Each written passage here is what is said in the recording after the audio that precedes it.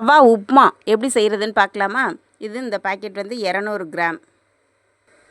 இதுக்கு வெங்காயம், பச்சை மிளகாய் ரெண்டையும் நறுக்கி வச்சு ஒரு கடாயில் கொஞ்சமாக எண்ணெய் ஊற்றி கொஞ்சமாக கடுகு கடலைப்பருப்பு போட்டு தாளிச்சிக்கலாம்.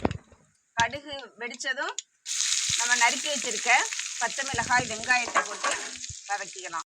இப்போ இந்த ரவையை வந்து எந்த பாத்திரத்தில் நம்ம எடுக்கிறோமோ அதோட 2 பங்கு தண்ணி ஊற்றிக்கலாம். இப்போ இந்த பாத்திரத்தில் நான் எடுத்திருக்கேன்.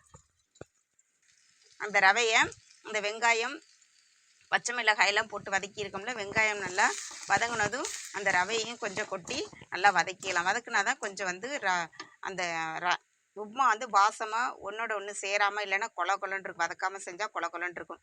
நல்லா வதக்கிட்டு செஞ்சுக்கலாம்.